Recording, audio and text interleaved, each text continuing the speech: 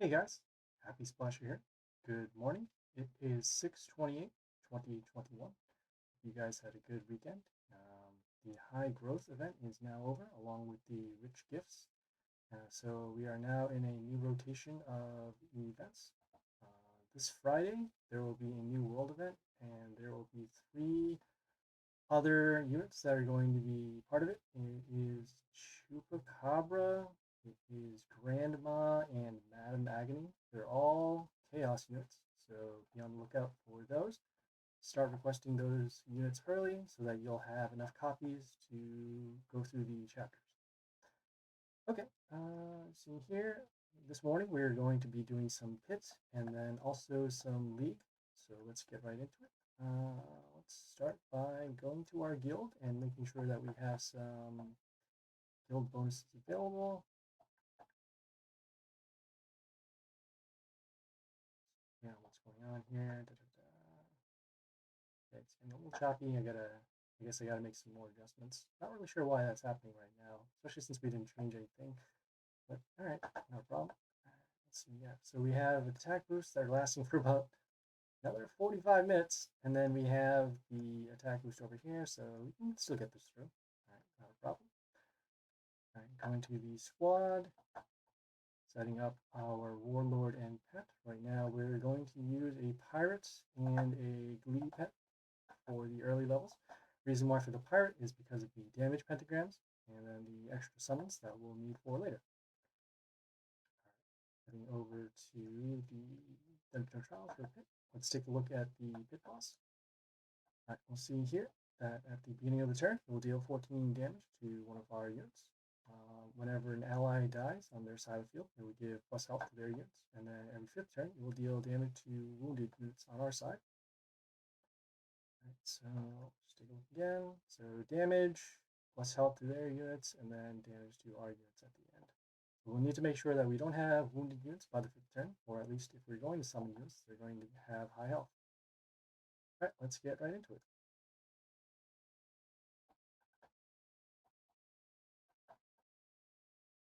Okay, let's start with the damage pentagrams first. All right, pretty good placement.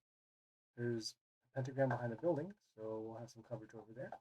Just need to deal some damage over in this line too, because there are no pentagrams here. And then we have one here, and even some behind the building, so that's good. We will start with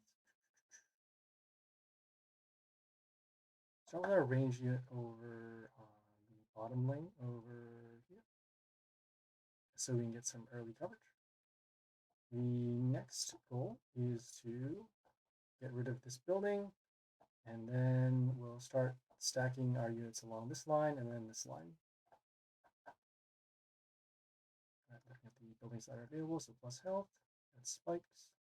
The unit has flight, no death triggers, so that's good because it will be destroyed next turn on the pentagrams. We'll continue with summoning our common over here so that we can get some more damage in. We don't have to worry too much about this lane right now because of the damage pentagram. So we'll just keep on going for damage and then we'll take it from there. Okay, no death trigger, so that's good. Continue with our melee units over here.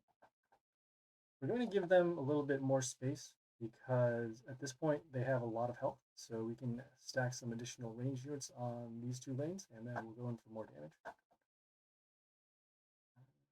spikes, but no other triggers. We'll use our summons now. We know for sure that these summons are going to happen in these two spots because of how our melee units are being placed.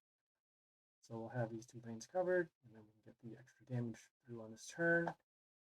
And let's see here.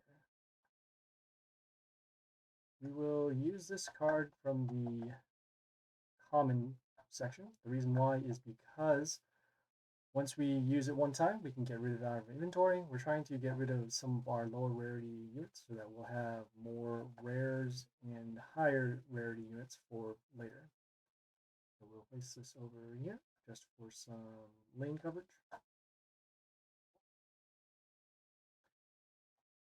All right, and right now it's looking pretty good. We have lethal, assuming none of our other lanes are blocked.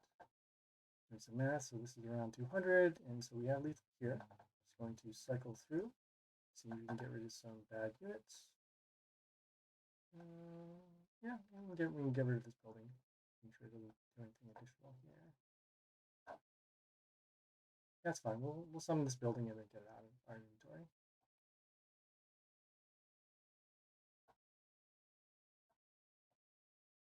Okay, and so there you go. Hit boss 1, pretty easy. Got some more. Owls. Those are actually kind of nice right now. All right, let's take a look at the second boss. You see here, whenever spikes is triggered on their side, it will deal damage to our units. We are the enemy, they're the ally. On the second turn, their warlord will get spikes for a turn, and then on the sixth turn, it will deal damage to units on our side for each hero. I assume hero means all the units on the field. So, given that's the case, we'll be taking damage when spikes occurs. We'll also be taking damage whenever we attack them on the second turn. And then on the sixth turn, we'll take damage for every unit that's on the field. So our goal is to have high health units to take the spikes damage and the extra damage here, and then also pick off their units so that we'll take as little damage as possible off of that sixth turn ability. All right, let's get right into it.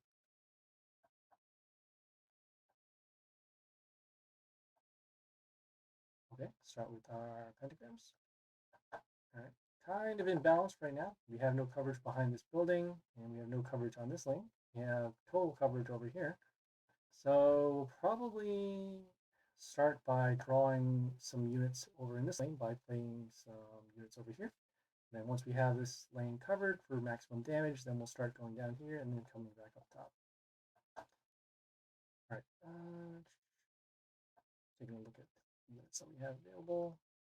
We want to summon units that have high health. The only issue is we're not going to have any right now, aside from this one, but we don't want to use the unit because of the flight and then also the reborn. It's kind of early for that. So for now, we're going to, I guess we'll start with our ranged unit behind here and start with the stacking of damage. Once they get rid of our building, then we'll place another melee unit down here to block.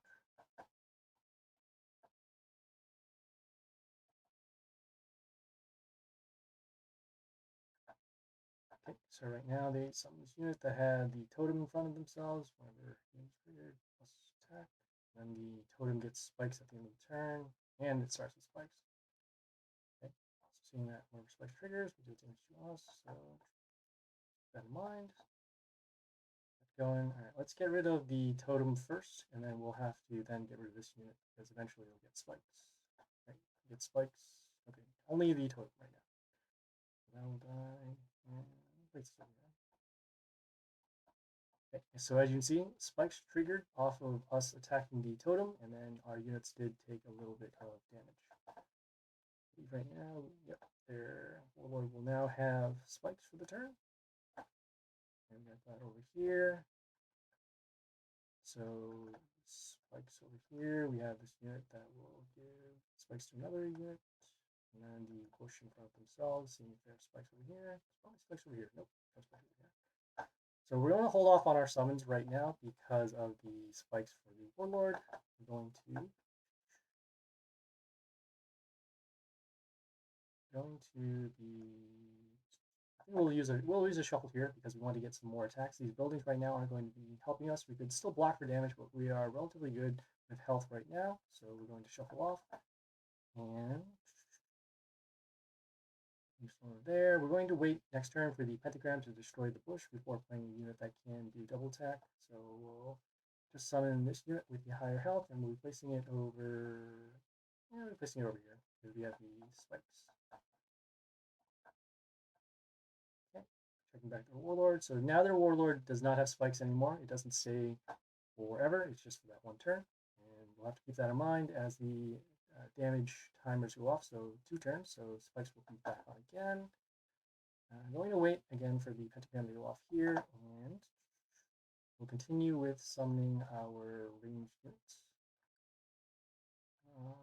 Yeah, we'll bring them down here.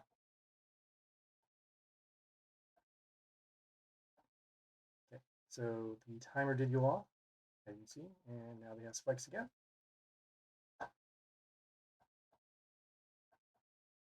Okay, now this will be a time where we can do that extra summon. Let's see over there. We can hold off on attacking this unit here because of the flight and the attack. You do have spikes, so they will be taking a little bit of damage. These will take some damage over here. And spikes over there. We can't summon this unit yet because of the extra spikes damage that will get rid of the second unit. So for now, we will summon this unit with the high health and then attack this unit over here.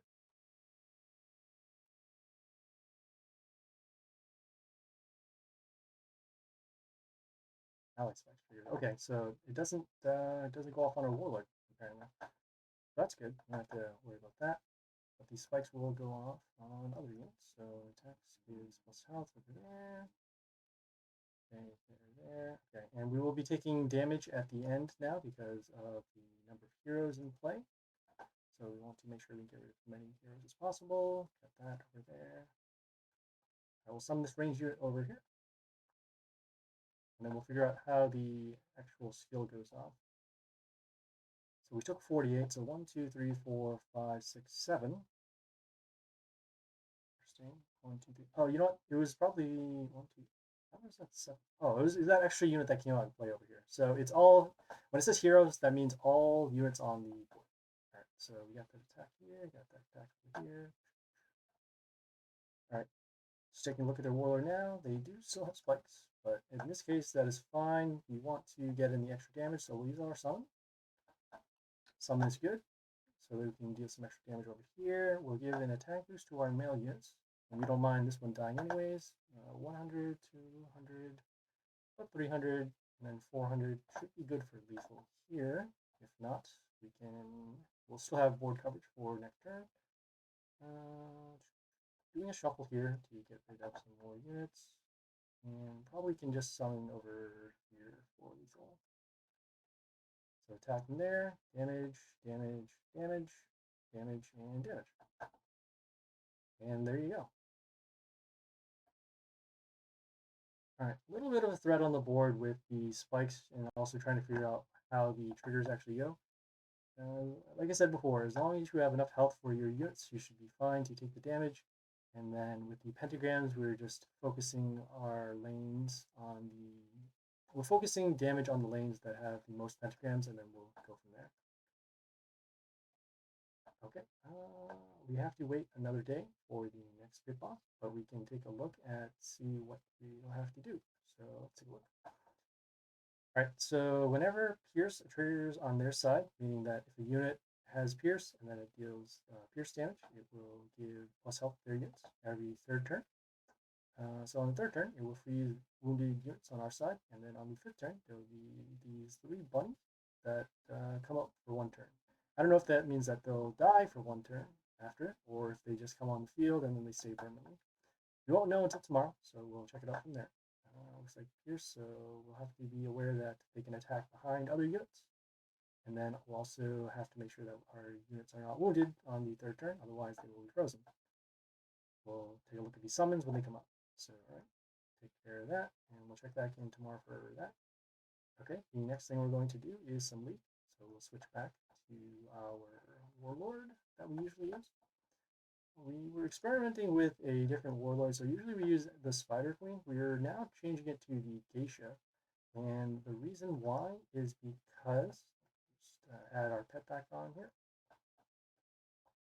and go back here. So the reason why we're using the Geisha is because you'll see in the stats, so they have a little bit of damage over here, but they also have these witches that deal 74 at the end. As you can see over here, when we switch, we'll have the witches that deal 136, so pretty much double of what we're doing with the other warlord. So that is why. We're also using this arch vampire in the first column versus the poison damage that is occurring. The reason why is because it summons an additional unit onto the field and will give us a little bit more choice as to when the damage for wounding all units is occurring, aside from the poison, which does not really work against a couple of units that are currently in play for the league, in particular Madame Lotrix and Alexandria? Yeah, so the poison might not go through. All right, so let's get right into League. 8 slots, 8 battles. All right, let's see what we can do.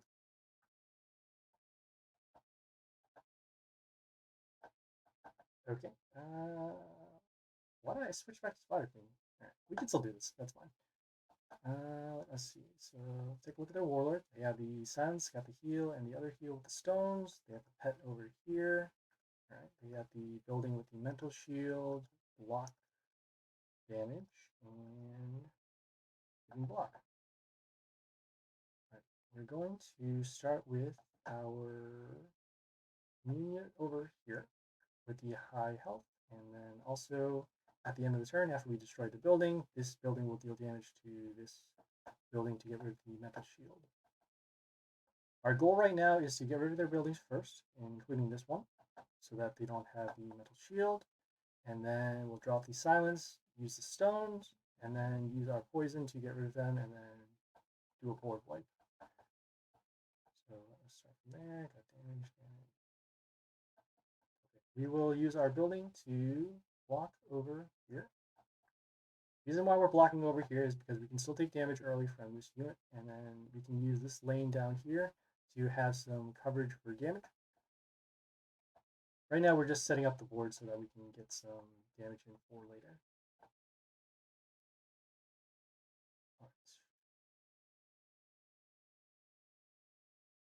We have this unit here that gives plus health to units when they come into play. Also sets our health to 1 whenever it's attacked. That is okay. We need to at least get rid of this unit first. So we'll start by summoning this unit. Deal some damage, health to 1, and then at the end of the turn for here, it will summon this elemental. The elemental gives these freeze runes over here, so we'll have a little bit of board disruption going in. End of turn, yeah, okay. It's not whenever they attack.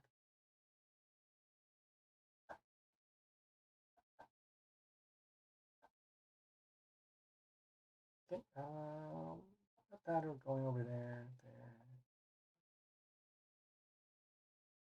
Okay, we'll be taking a little bit of damage next turn because of this particular unit. We'll deal damage to our units for each unit on their side at the beginning of the turn. So we'll summon this just to get rid of this here. Silence their own melee units, so now they don't have the health boost. And then at the end of the turn, the building was destroying their units because they also don't have the health boost anymore. But we will be taking a lot of damage down on this line over here. And what's next? Oh, still haven't used the silence yet.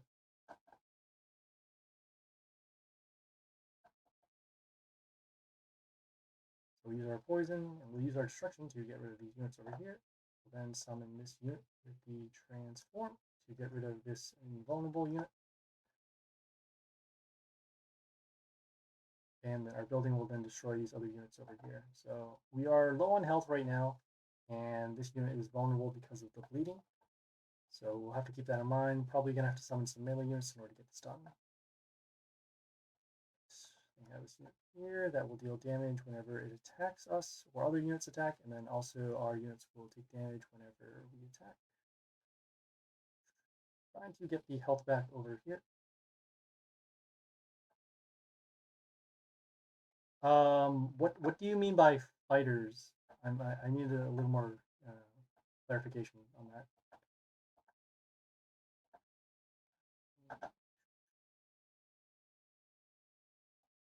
No, I got it. I forgot to switch back on Warlord. Let me switch back to Warlord. That's fine.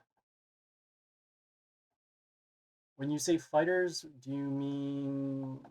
I'm trying to figure out. Do you mean units that are not buildings? Do you mean fighters in a different type of game genre? I'm not quite sure what you mean. I have 8 Rangers. I do not. As you'll see in my squad right here, the build that I'm using. So we have 1, 2, 3, 4 Rangers, 3 melee units, and then 1 building over here.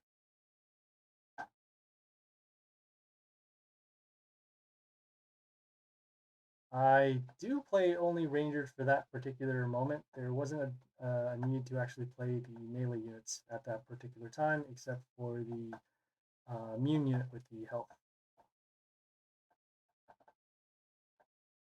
I mean, I'll play melee units whenever I need to start attacking their units. Right now, a lot of our range units are actually pretty good in terms of their stats, and they're also good for board disruption. So that is why I start off with those. Alright, so we'll start with this melee unit over here. Looking at their warlord, silent stones and heals.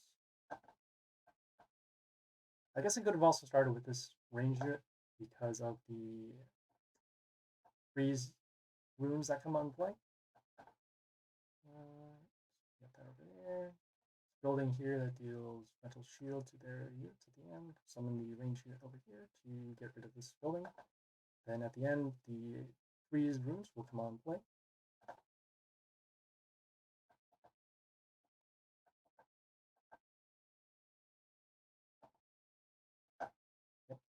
Unit that silences our units over here, so that's why this unit is still alive.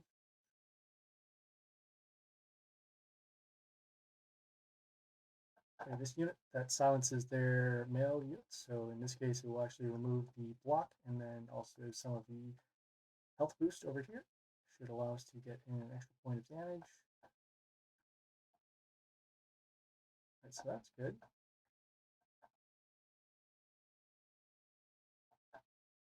Okay, we drop the silence.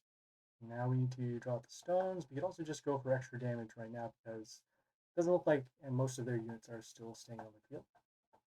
So we got that.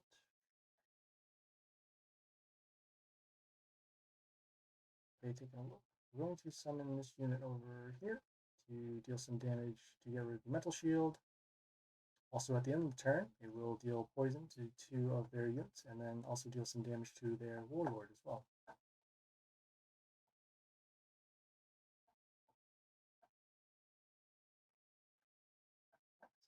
This unit that is creating these shards are giving that the Shamuna over here, mental shield. We'll have to get rid of these shards first. Also have this unit over here that's dealing damage at the beginning of the turn for each unit that's on the field. It's on their side, so we'll have to get rid of their units and then also get rid of this. So this will die due to combat. Get rid of this here.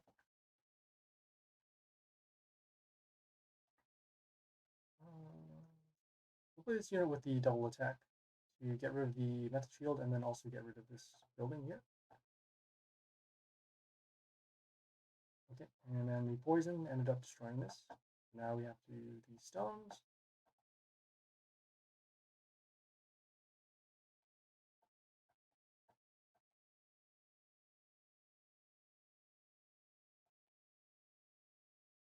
Right. Okay, we're going to continue with summoning another. Actually, we'll summon this unit over here. This unit, it deals damage at the end of the turn, based on 1 of the health of our units.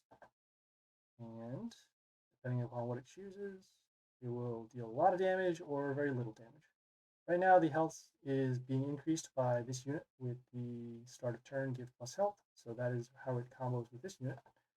But for now, we have the extra damage over here, and no death triggers, making sure, no blocking, so there'll be lethal damage over there. So we'll just skip turn and get it done.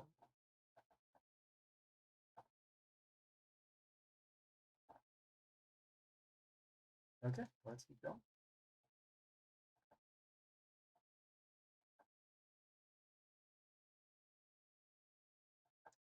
So about League right now, the span for League 1 is pretty much from rank 300 to 50. So in order to actually drop below or go above, you'll need to go to top 50 or below 300.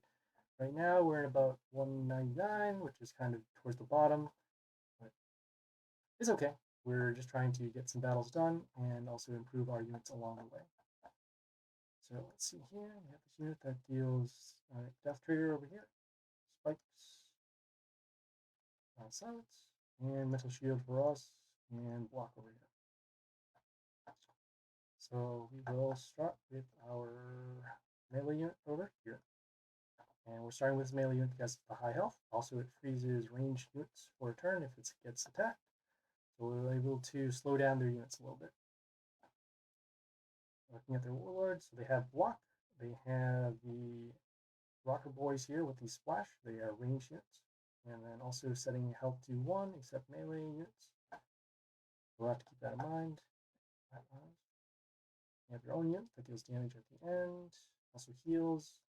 We'll summon our vampire now. Doesn't matter actually where we land it. We just want to get it out on the field so that we can either deal some damage to these buildings or block for damage over here. Then we will summon our poison unit. As you can see at the end of the turn, dealt poison damage over here, and then the damage was dealt to the warlord. So pretty straightforward battle there. In the wind chest so that we can get some more rewards. And now heading over to the next battle.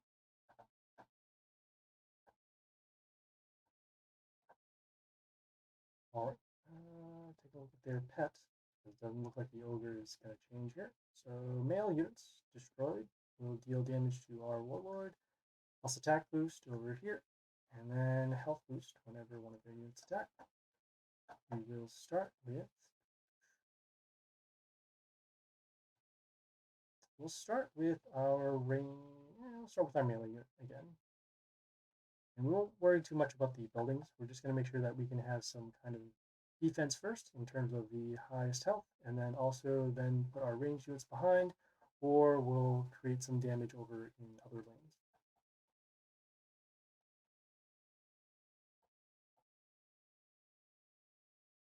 Okay, let's see. So this unit summoned a Tesla X. That Tesla X over here will deal damage whenever a unit is destroyed, and then give an attack boost. Also deals extra damage to nature units whenever it attacks. So that is actually this unit here and this unit here. Also this unit over here. So we'll keep that in mind. We want to... Yeah, we'll go for some extra damage right now. So we'll summon this unit to get some damage over here. Okay, getting rid of the Tesla X. And then at the end of the turn, it dealt damage based upon the health of this unit. And even though this is immune, it will still count towards the damage for this particular unit.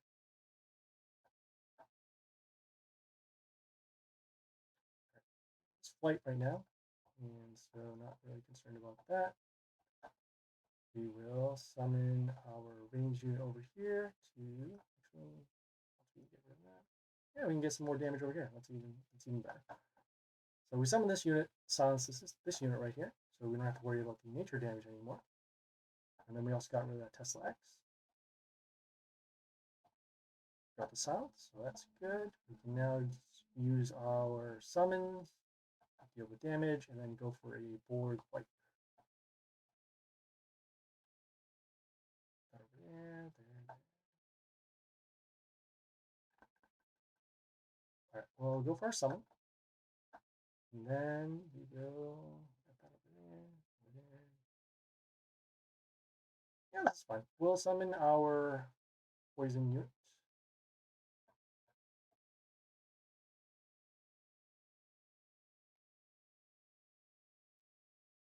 As you can see right now, they're still healing for the turn. It is the end of turn 4, so they shouldn't have any more health coming back to them. And then we're dealing some more damage with poison. And they're also marked for damage as well, so that we can use our destruction skill. So we use our destruction skill, and then also, I think we should actually be good here. So 220, actually 120, 240, yeah. So we'll place it on the attack rune over here. It has double attack, and then it'll just attack for gain there.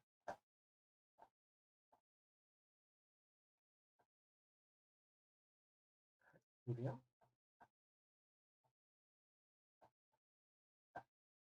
Okay, looks like they also have a geisha.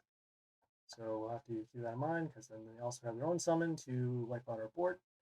And then they have that pet that deals the extra damage with the male units. The male unit is also, the Arch Vampire here is also a male unit. Let's start this up. So they have a unit that gives the puppets whenever it attacks, and then those puppets will reflect damage and then also remove negative effects.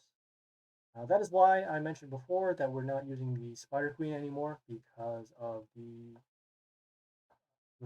remove the negative effects. Negative effects also includes the silence that we end up usually can do to them. Actually, no, not the silence, but the poison, rather.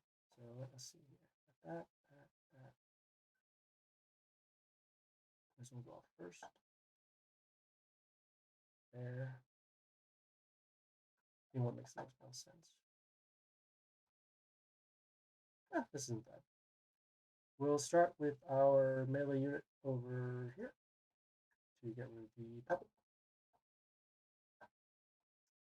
And we can take some damage to this unit, so that'll actually freeze this unit. Or if this unit attacks there, it will freeze that.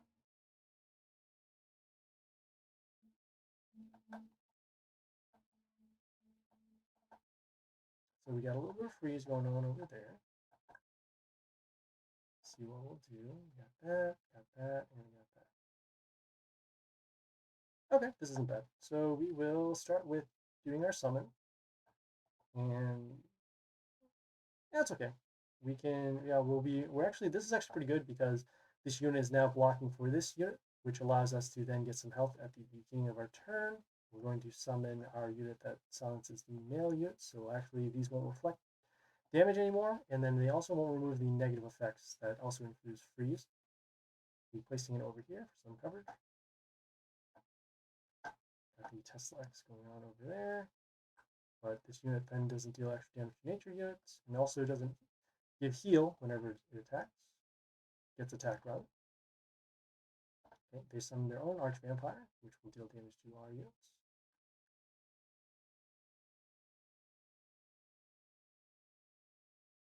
Okay, as you can see at the beginning of the turn, we did deal some damage, so now we can get rid of all of their units. Seeing if there are any other plays that we need to do here. Double attack, the unit deals damage whenever we attack their warlord, so probably not. Could net and deal damage. Here, steal, and steal. No, we want to get rid of this unit still, so we'll do our destruction.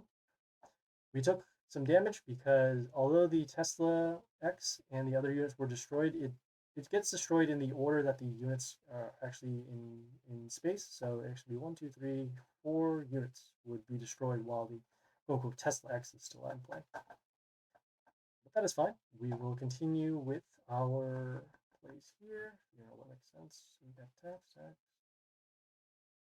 We'll summon this unit with the freeze runes and the extra unit in front of them and get a little bit of board back.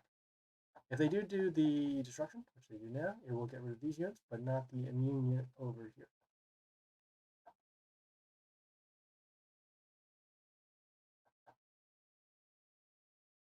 Okay, not a problem. We have a unit that gets plus health whenever another unit is summoned. Over there. See what makes sense. We need to gain health right now. 154, let's do some math. 154 and 49. Wait, 54 and 49, that brings it to 203. We'll be attacking for 212 with a double attack unit. Yeah, this is fine. Yeah. We'll also get some health back off of our League Pet as well. So you can see here, extra health. And now we also have the freeze runes again. So we're slowly clogging up their board with the freeze runes. Then we also have this double attacker as a unit. Right, so we have this unit here. Just the immune. We're going to continue with summoning a unit over here. Yeah, we'll summon this unit over here so that it gets some extra protection. And then as you see at the end of the turn, some damage based upon the health of one of our units. Even if it goes on this one, I mean, an extra 70 damage isn't too bad at this point. And now their entire board is covered in freeze runes. So we should be all set, just making sure they don't have any death triggers or other skills that will lower our attacks or prevent us from attacking. The answer is no.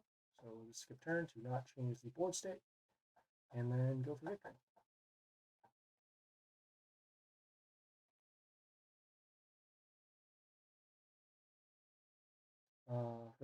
For the person who asked about or mentioned that I only play Rangers, it was only in that particular time that it made sense for me to play Rangers. Also, the majority of our squad, I mean, 4 to 3 makes it more range unit heavy, but that is okay. As you see, a lot of our range units end up winning us the game because of their skills. For those who are just tuning in right now, we are currently doing League. We just did Pit this morning, one-shotted both Pit bosses using Pirate, and yeah, if you take a look at the replay, you'll be able to see the strategy and the reasoning behind the units.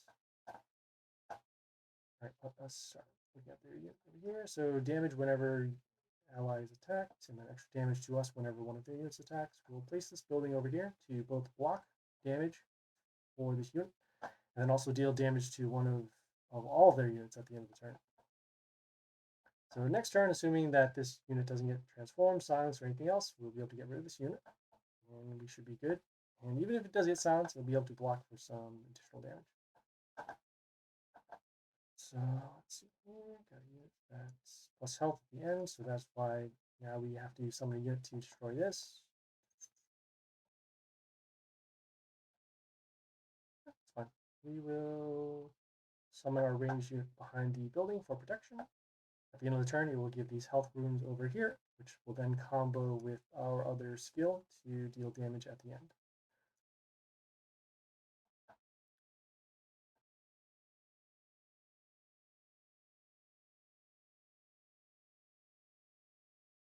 Interesting. All right.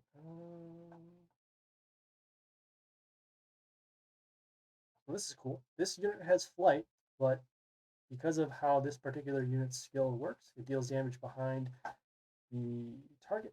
So we'll be able to double attack here, and then the double attack damage will actually destroy this unit and this unit as well. But we'll still need to contend with this unit, which is an issue because of the health boost. But that's okay. We still have plenty of health, and then we'll also get some health back when we do our double attack. We'll place it actually on the health room, so just in case it does survive, we will get a health boost at the very end. Or not at the very end, but at the very beginning of the turn.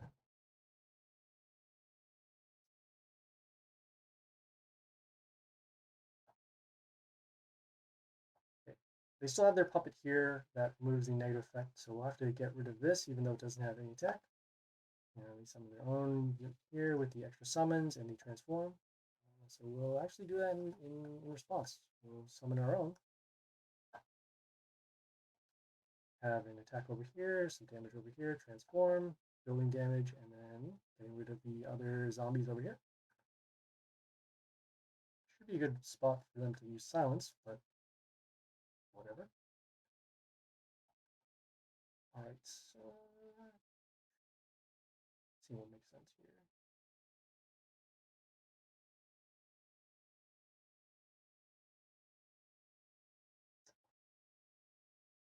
Right. So we know for sure we're going to be summoning this unit because it silences the male units. And see if we have enough for lethal. Yeah, we have a high chance for actually lethal right now. So we'll summon this unit on the health room over there, silencing them, getting attacked. That. Yep. And we dealt the 10 damage from the building over here, and then the extra damage was based on one of our higher health units. So pretty good over there. Win chest over there. We got some more Eoster copies, so that's going to be helpful for more leveling.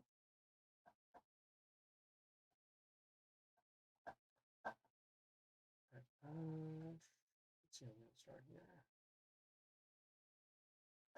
All right, let's take a look at their warlord, figure out what we have to do. So we have the pentagrams that will come on ourselves. We have the sharks that come in play, and then the attack boost. We have the pet over here that gets attack boost whenever they summon units or at the end of the turn, and then also whenever a ranged unit destroys something for their side, they will get an attack boost. All right, we'll start with our ranged unit over here. Has those frost elementals coming out in play, and then those freeze runes to block for some damage. We're also summoning this unit because of that extra summon. That extra summon will prevent the pentagram from coming out onto this specific tile, so that will allow us to get some extra damage here without being disrupted by their own tiles over there, or of the other pentagrams. So let's see here. That.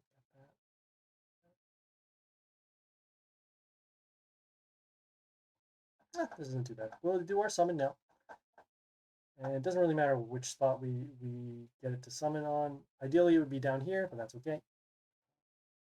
We will summon our range unit because this unit is male, as you can see here, with the blue pointing symbol.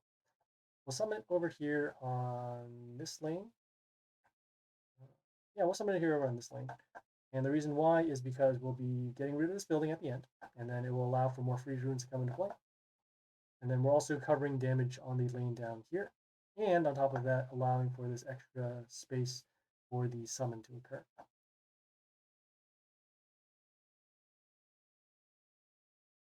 Okay, so as you can see right now, all of your units are damaged because we still had a unit available for the extra damage at the beginning. And we also summon this unit as well to guarantee that these units are still wounded, so that's fine. We'll do our destruction skill. And right now, let's do some math. So 3, 4, about 400. Okay, so we're close to lethal right now. Just making sure we can get some extra damage. We'll summon our unit that deals the extra damage based on the health. So at the very least, it will deal at least, what's 3/4 of this? Like 60?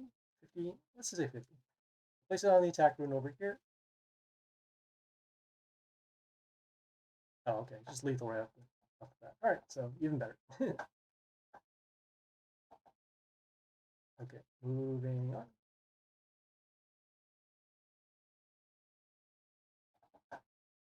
Okay, they have this unit with the pet that deals damage with the male units, and then the attack boost over here. They have their Ghosta that deals damage both to our warlord when attacked, and then also damage to our units whenever we attack their warlord. We'll start with our interesting spot here. We want to get rid of this as soon as possible, so we'll actually put this over there. That makes sense. Yeah, we'll start with our building actually. We'll start with our building to get rid of their building over here, get a little bit of block, and then also damage this unit. So assuming this doesn't get a health boost of any kind, we will be able to destroy this for next turn.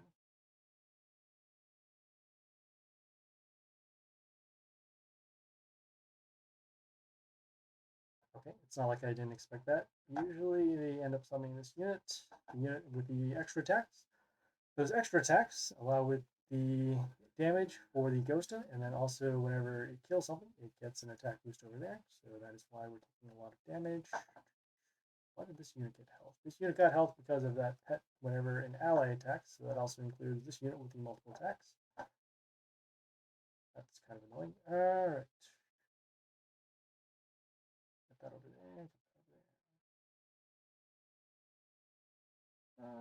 Yeah, that's fine. We'll summon our unit with the double attack to at least get rid of this unit. Also get some health back. Okay, next turn, we're probably going to use our destruction skill after summoning our extra unit.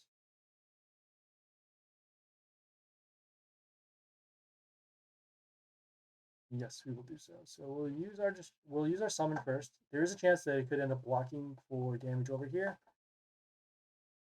Not really so much of a big deal. I suppose attacking there. See if we can take a chance for something else. You got that. Yeah, this is fine. We'll take the chance. So we'll summon our zombie down here with the transform. It'll also create an extra summon over here that can actually ruin the probability of damage. And so it actually did avoid. We got rid of this unit, which is good for the double attack, and then we got rid of this unit that is dealing extra damage to us.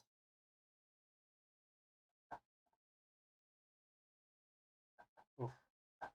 Okay, not an issue. A lot of units with double attack, it seems. So we'll summon our unit over here. Didn't block the way that we wanted. We'll summon our flight unit to block for damage over here.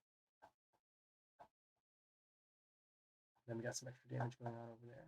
Right, we are very low on health, and we do have these lanes covered for now, but if they deal any extra damage over us, we are then, yeah, okay. And of course, all right, so their male unit attacked our range unit, it was destroyed, and then the extra damage came to us through the pet. So does happen, but that's okay.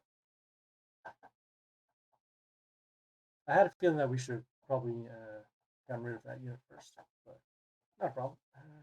Let's see here. So they have the deal with the melee. Let's start with our. Yeah, we'll start with our melee unit as well. They have a little bit of protection, disruption whenever they attack us, so we'll slow down their range units. And also give plus health to our units at the beginning of the turn if they're still alive. Then we can then set up using a building over here or go for some attacking over here. In this case, they have their unit with the poison and then dealing damage. We'll also respond in kind. And we'll place it on the health rune over here. It's going to be silenced eventually, but that'll also mean that there's a reason for them to use silence. So that is good.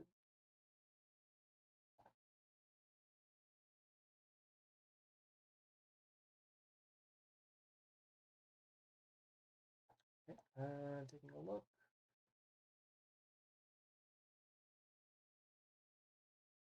Right, so I know that this does deal death to a random unit. We're going to summon our Arch Vampire, so that way there is quote unquote another possible target for the destruction skill.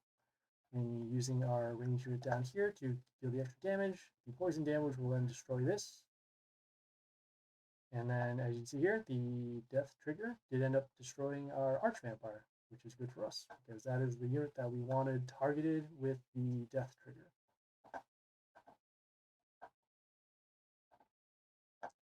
Alright, it's not an issue. Let's take a look here. So 251 after the silence, which we'll have with our range unit over here. So that'll actually be enough to destroy that. It also loses flight, but that's not really a big issue. Oh, whoops. Oh, we were off by 5. I thought this unit had a 100 attack. You know what happened is the guild bonus actually wore off during the middle of all these battles, so that is why. But that is okay. We are now just dealing with the units over here. We'll place our building in front for protection. Yeah, it'll also deal the extra damage needed to destroy this unit over here. Don't need to use the destruction skill quite yet because we're not going for lethal, and we're also only destroying one unit when we're doing that skill.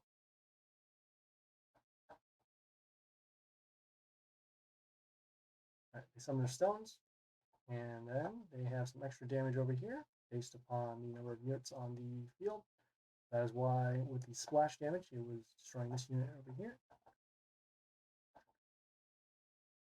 Okay, this is a good time to use destruction so that we can actually get rid of the stone. That will give them health, and then also get rid of this attacking unit.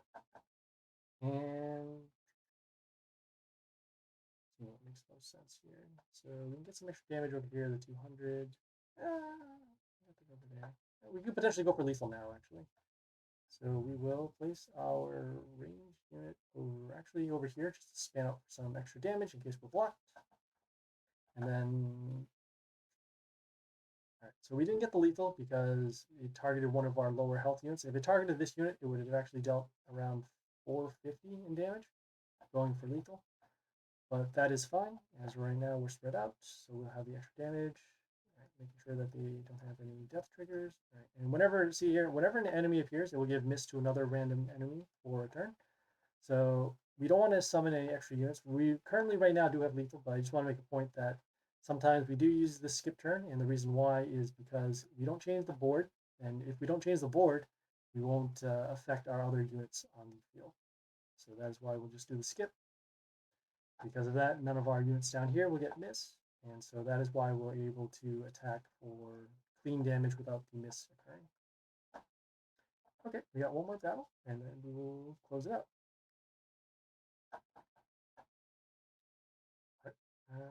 Got the plus health with the melee kills, got the pentagrams and the sharps. Keep that in mind. Right, they started with summoning this unit that gets the plus health, also negative attack. We're going to use our transform unit to get it out of the way. We're also getting these extra summons, which will, one, deal some extra damage along the lines. It will also block for some damage, and then also it will affect where the pentagrams end up. So in this case, because these are the only spots available, that's where the pentagrams will line up, which is okay. I mean, right now we do a lot of what we need to do with our range units, but as long as we know for sure that these are out in the back, we can have this front line pretty much open. All right, so let's see what makes sense here. We got that.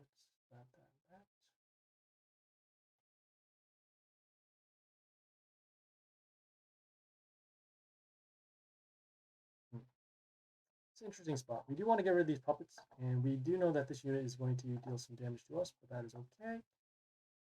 We will want to keep the melee spots open, so we're actually going to summon this building behind here on the damage pentagram.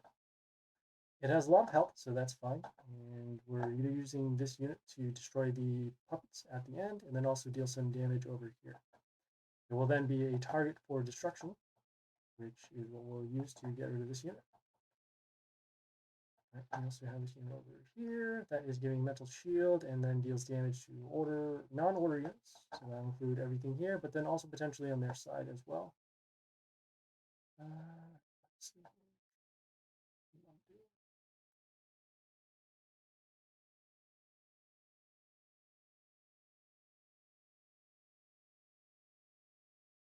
So we could go for a board wipe. We could also go for the extra damage over there. See one makes more sense. So we'll have damage over here. Yeah, we can get rid of this right now. It's not bad. So we'll summon our unit with the double attack. What'll happen is this unit will miss because of the flight. And this unit will destroy this unit and deal damage over here.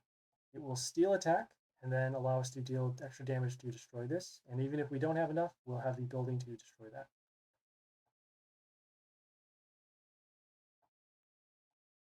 So as you can see here, we did do the attack steal, so now this unit can't attack. We got some health back, and then this unit also has extra attack over there.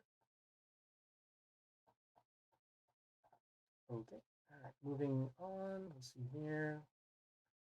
Now this unit with the high health also steals attack from our units. We'll be summoning our Yoster here with the Silence of the Males. You'll see that these are the units that are going to be affected because of the red highlight around those numbers. So this did a couple things for us. It silenced the male units, so now these units don't have the stat boost. And then they also get rid of their skills, which allow us to not have this unit get their attack back. And we're setting up for damage. Got that over here. Haven't drawn out the sharks yet, but we can now wipe out their board.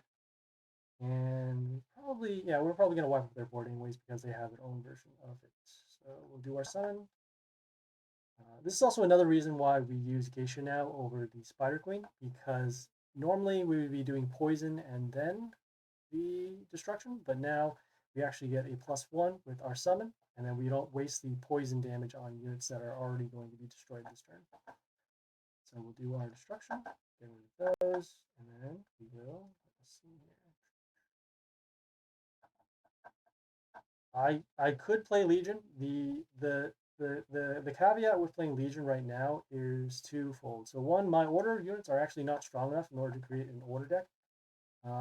Also, I don't like the Jimmy Warlord in terms of the deck build. It is a little awkward in terms of what do you call it? Basically, if you don't get your attack off with the Rocker Boys and then the one hit KO, you pretty much can't win the game. So that is why I tend to use this particular squad. It also balances out against other type of decks that either stall for damage or have some sort of board disruption. So that is why we use this kind of mix of stuff. I'll show you my Legion and my other units later on after this, and we'll show you what it looks like. So we'll go for some extra damage right now. We'll summon our ranged unit over. Actually, no, we'll summon our melee unit over here to help block for some damage. We want to keep this unit alive because we're getting health to our units at the very end, and then also dealing damage to their units at the very beginning.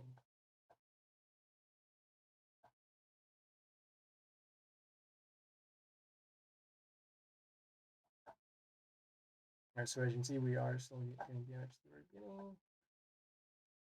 Need to get rid of this unit with the evasion, so we will actually summon our poison unit over here, giving us some extra damage. Unit gave toxin to our units, so now they are lowering their attacks. Right, and then, as you say, we're doing the poison damage to also get rid of their units, and then also deal some damage to their warlord.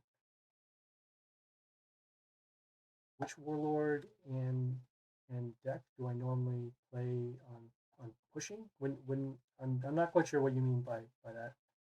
Are you asking which warlord do I normally use?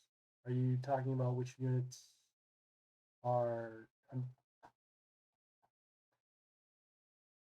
Okay, I'll go with the first interpretation of the question and say that I usually end up using the kind of Trixie family just because they have that destroy all wounded units skill. I find that that's pretty helpful, especially in battles where you're running against squads with higher health and higher attack units. Yes, normal use. Okay, so if that's the case, then yeah, I will end up normally using. Let me just do this summon over here. Well, yeah, I'll usually use those. See if we can get the extra damage. Okay, yeah, we got the extra lethal damage because it dealt the damage based upon the health over there. Yeah, so to answer the question, yeah, I would normally use the Trixie family because of that skill. We'll actually go over here and just do a little review here. Yeah, so all of these warlords in the family have that kill all wounded. That helps us against other warlords that will have other units, other higher health units or higher attack units. So we'll be able to clear out the board. Clearing out the board is actually very useful in general because that allows you to set up more plays. It allows you to focus on specific units, and then it also allows you to get rid of other units that are, say, behind other units. So the typical warlords that you'll see right now are Ogre. Ogre has that silence to get rid of skills. It also has the heal. So at the very beginning, they'll be taking some damage. You want to then, as a counter strategy, attack their buildings and then also their units instead of dealing damage to the warlord because eventually they'll run out of health. You want to draw out their silence, so you'll need some units that affect the board, whether it's some skill that deals damage or something that freezes all their units, or it has some sort of attack boost or health boost, so that they're forced to use silence. It won't destroy that unit, but at least it will stop their skills from coming into play. And then they have their stones with the heal. Those are that come on the first column. Those will actually help for blocking for their range units. And I've seen a lot of ranged units behind with this ogre. It'll be something like Mina that deals extra damage whenever a warlord is attacked. They got the Tortoise that can gain health.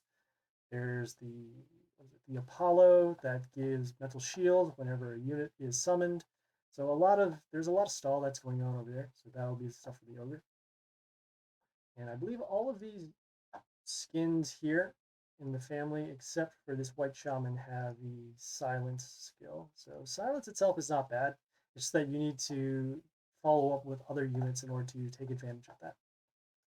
Yeah, sounds over there. Let's take a look at that Jimmy skin. That was the one I was talking about. So again, they have right now, it has the block runes.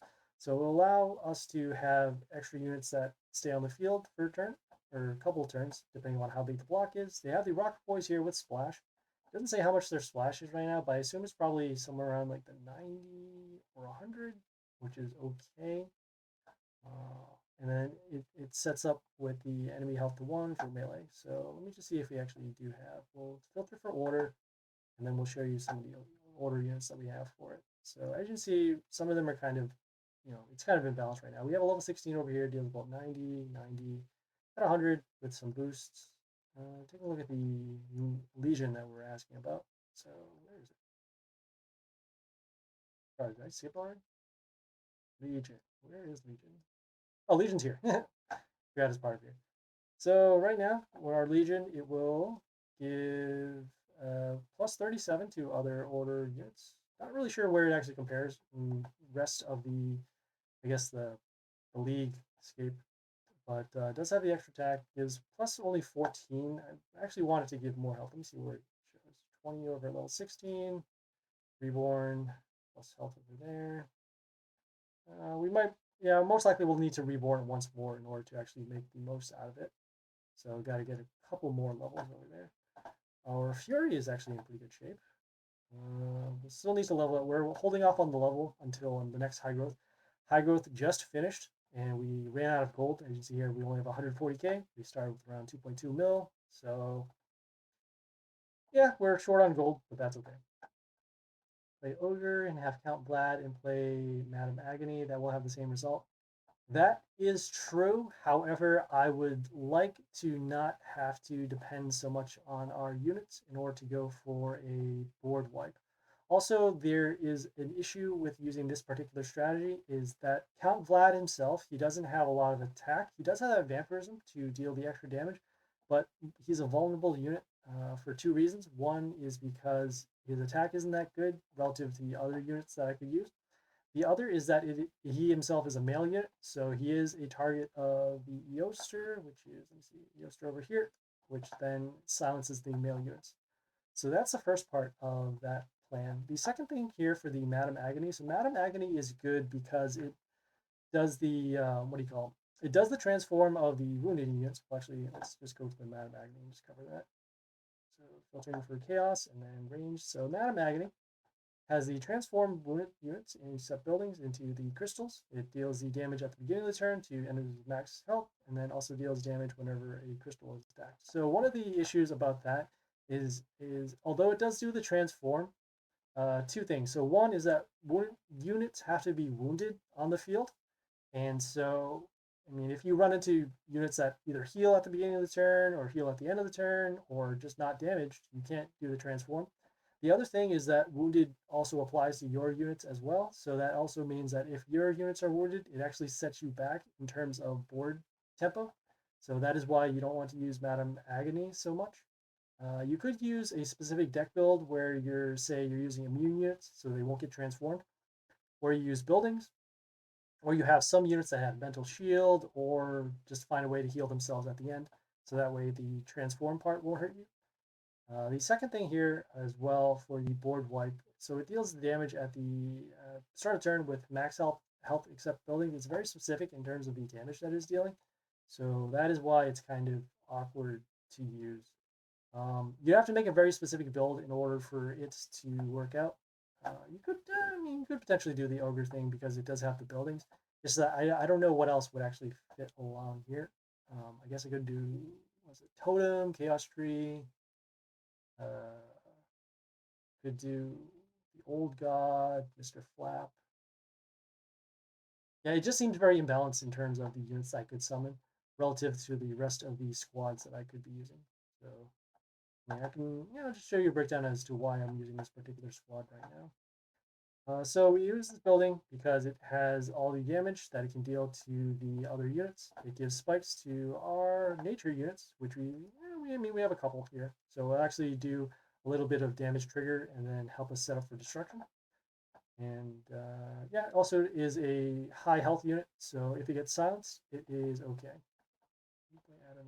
Yes, you can. Yeah, I mean, you could do that. I don't like using the Atom skin as much. Let me just go back to the Atom skin. What's that out? The Atom skin is good in terms of the initial damage. I've seen people use the Atom skin early along with Madam Agony to do the board wipe. The range units, however, are not as good in relation to the other range units that I have, say, for the Trixie family. And then it's also very order specific. So I guess it is possible you could do a full order build, but I mean, Madam Agony herself is a chaos unit, so that's why it's also conflicts. Also, in terms of just a clean board wipe, I would rather just use the destruction skill. Not saying that it's not useful, it's just in relation to, you don't have to combo as many pieces in order to get it done. Let's go back here to the Warlord. All right. All right, next one here, we have the Oster. It has a whole bunch of abilities. I and a couple of others think that this is the best unit in the game right now because of the silence, the male units. Also has the flight, also has plus heal, plus health to all the units. and then also deals damage at the beginning of the turn. So it allows us to set up for the destruction skill because it will deal damage at the beginning and then wipe out all wounded units. So that's good. Plus health over here for each female. So it includes herself. We have a couple of other female units here. We have 1, 2, 3 over here. And then the flight also is a little bonus in terms of defense, especially since this is a ranged unit. So once you put it behind a building, not only do they need to attack the building or the melee unit, then they need to have a unit with either range to destroy that, or it has to be an attacker with flight and double attack in order to get through. So there's that. For those who are tuning in right now, we are just we just finished some League. We also finished some Pit. The videos are going to be up on YouTube pretty soon. I just got to do a little bit of breakdown and coverage, and then go through there. What other heroes pair up with the Madam Agony and Trixie? That is a good question. Typically you would want to use units that can deal damage. Start of turn damage. Start of turn damage. Let's actually filter for that. So we'll have the filter, as you can see there, and it will do damage. There are some units that come to mind, but I'll just point them out here. So, okay, we have a whole bunch here. Yes, that deal damage at the beginning of the turn. So Vlad is one. It's going to the legendaries section first, and then we're going to filter out the other way. Whoops.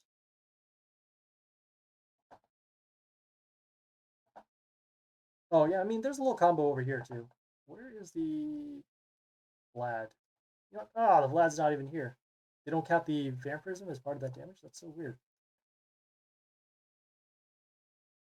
Okay, so Vlad is an example of that. You can also use this Goliath here, but the Goliath has to be on the field. So what happens is once you have the Goliath on the field, you play the Arch Vampire with the extra summon. The summon will then come onto play, and then the Goliath will deal damage to all of their units. Yeah. Well, that's why. I mean, I was pumping up Vixen because it deals that extra damage at the end of the turn, but then also again, it's a vulnerable unit to the Yoster, so that is why I decided to take it out for now. Looks like Yoster is going to be in a lot of people's squads for the time being, so that is why I would hold off on Vixen. But I mean, Vixen itself, if it doesn't get silenced, it's still a pretty good unit. So if you're forced to use Vixen as part of your squad just because those are the best units you have, I would go with that. And so let's see, yeah, start turn damage. So other units that have that are Loathe Spore. It's the mushroom-looking melee unit. So we have that. You have, let me see what's good here. You have units that have spikes, so not necessarily this unit, but just any unit that has spikes. So end of turn gets spikes, it will deal the damage and then allow for the wounded to then be applied, so then you can use destruction. You have this unit over here that when it's attacked, it will deal damage to adjacent enemies, so that'll also trigger that. Let's see here. We have general units that can deal damage to other units around at the end. So extra damage over here. So then that'll allow for the damage for the Trixie. And then you also have a unit like this that has a death trigger. So when the death trigger occurs, it will deal damage to their units as well. Finally, we have this unit, which is fine. Whenever the end of the turn, so the Rotters will come into play. Those Rotters will die, and then once those Rotters die, it will give health to this unit, but then also deal damage to their units as well. And so, based upon the extra damage, you can then use the Madam Agony to transform the wounded. And then also you have other units that have reflect damage. So something like Madam Lotrix with the puppets that reflect damage. You can also use this unit here. It reflects damage based upon the attack of the unit. Are you talking about the new prince? The new prince right now it doesn't do what it originally intends to do. So the new prince, what's the new prince do? Oh yeah, the new prince. Let me just filter for that. So we have order, melee. The new prince right now has these extra summons in on the back of that unit, and then whenever it destroys a unit, it will summon these squires. These squires, they gave an attack boost to units with block, so that'll include this. But then if another squire is summoned, it will also give an attack boost to that squire. So yeah, I mean, you could do that, just getting the extra damage. Units with splash, that'll be a good idea. So that will also combo with the Madam Agony. But yeah, just to answer your question, yeah, in general, you'll need a specific deck for the Madam Agony. You can't just throw it into any random deck just because of how the interactions occur.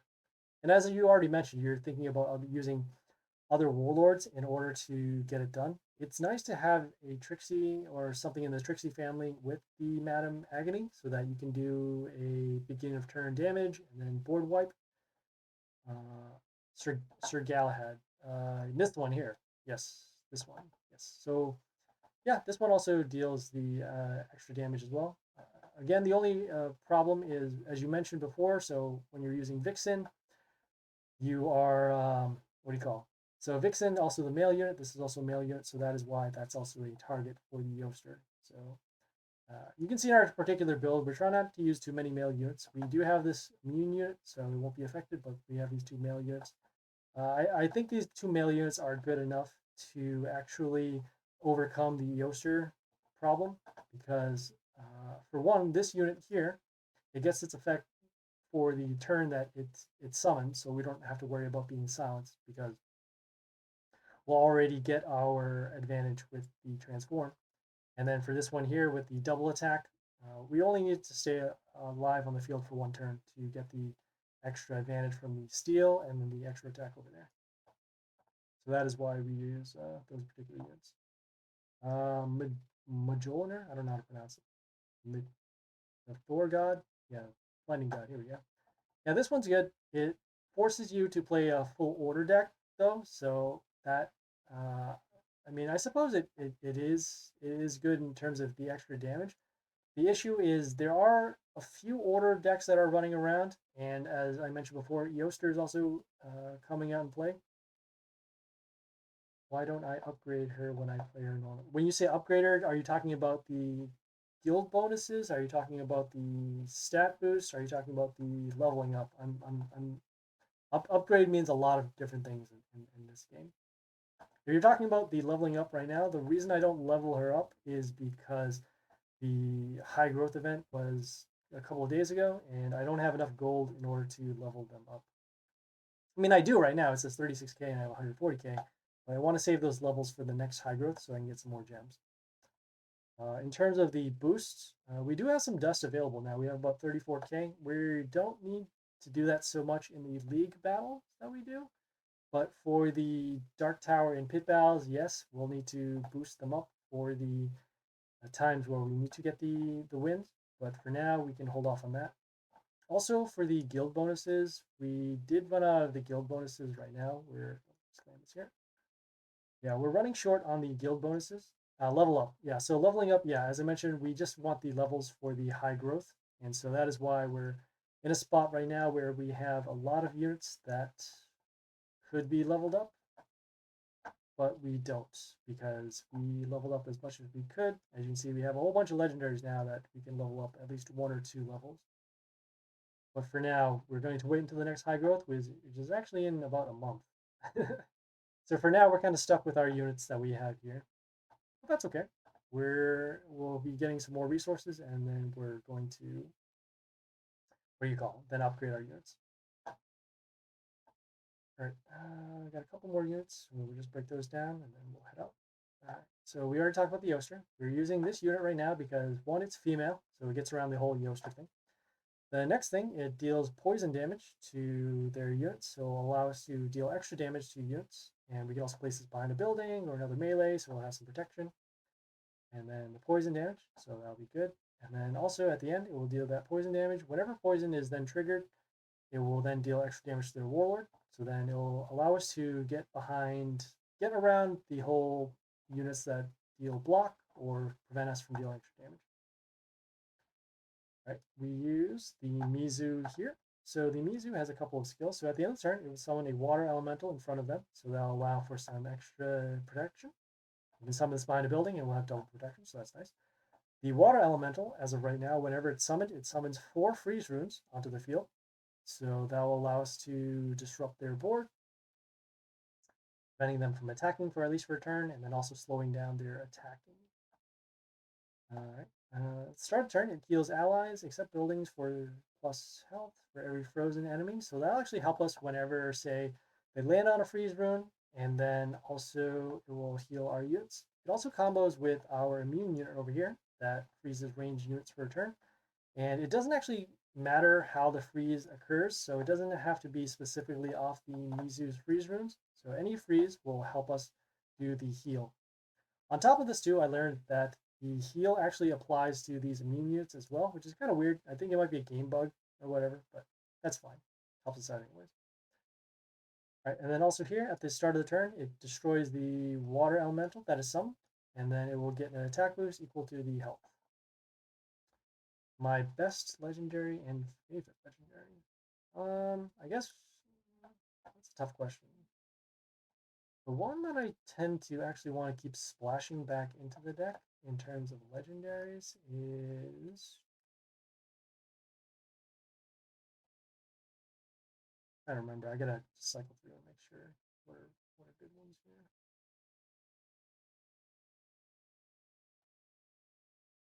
Whole bunch here.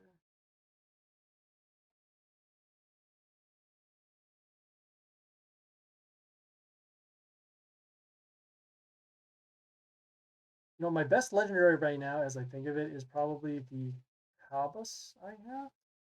I think it might also be my favorite too, just because of how it works. The only problem is with the Eoster. There is a 1 minute delay. Oh boy. All right, I'll have to fix some of that stuff that's going on. Thanks for letting me know. And so this is probably my best unit right now.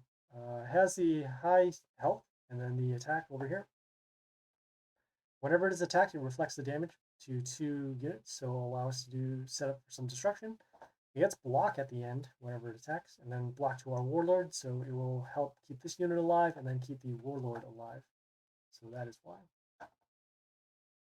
Alright, a couple more units over here. So we use this unit for the damage at the beginning of, or sorry, at the end of the turn. So it will allow us to get through the blocking units. It also heals our units. So the heal is over there, and then also the extra pentagram damage. In terms of might, we can actually filter for that. We'll just do our max.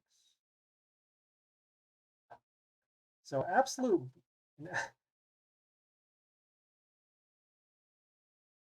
Oh, why is that? I'm not sure. Interesting. All right, so in terms of might, is actually our totem over here. This one is, I guess this is probably our favorite unit in terms of might.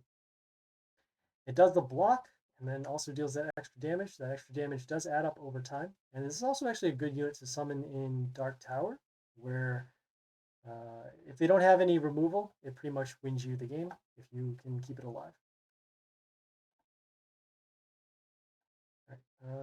We use this unit here with the double attack, and it steals also the attack from other units. So if they play something like a floss, where they have multiple units for attacking, you can actually run over one, and then it'll steal all the attack, which will allow you to deal multiple damage to their warlord. And then the extra damage behind the units, so that'll allow us to get rid of units in the same line. So that's good there. All right, we use this Deadlord here because of the extra summons. Those summons will help us deal extra damage and then also block some damage. Rares for the win, yeah. So also too, the reason why we use the building is because it's relatively easy to level up. Not only because you have commons that can evolve into this rare, but also because of the update that allowed us to get more rares. We're actually a couple levels short to level this up to max, but because of the update, we could then max it up. So as you see here, it's maxed up. It's also reborn all the way, so that is why. Yeah, and also too, rares are just easier to level up than epics or legendaries because you'll have more copies of them in general. And some of the extra rares that help that you actually get, they're actually better than some of the legendaries that come into play right now. So let me just show you one that's kind of nice. So we'll filter for the rare. It's a chaos one too. Chaos ranged. So we have this unit over here. It deals damage to all units except Chaos. It deals 77 damage. It's at level 24, and it could still potentially deal even more damage as you level it up. So it deals 89. We have was it the Mr. Death? Or Death? Mr. Death over here? And Mr. Devil, sorry. So even at level 15 right now, he only deals 39 damage to all heroes. That includes Chaos. Even with the Reborn, it will go up to, well, it goes up to 146, but that also means that you need to have gotten it to level 26, which is very, very difficult. Level 16, 21. See, it doesn't even deal that much damage in relation until you get it to at least past 21, which we're not even close. So that is why leveling up some rares is also pretty nice. All right, going back here. Okay, so whenever this attacks, it transforms a melee unit into a zombie. This melee unit, some of the melee units that are pretty bad for us in League right now are the Ariok. That's the one with the invulnerability and the bleeding. They have the Koishi. That's the one that gets the health boost whenever a unit is summoned. And then also the negative attack to all units. Also gets rid of Shimuna, so that's also a pretty good reason. That's the one with the crystals and the mental shield, so it gets rid of that. Then they also has the stat over here, gets plus attack for each ally zombie. It doesn't really come out and play too much, but I mean, it's enough of a threat where it becomes a problem where you do need to get rid of this unit. Also, you can see here a lot of health, so that helps us out a lot. It depends. I don't know which units you have in your deck. If you find me on Discord, or if you post your deck in the deck help for the Mighty Party Discord, we can help you out and figure out what's good.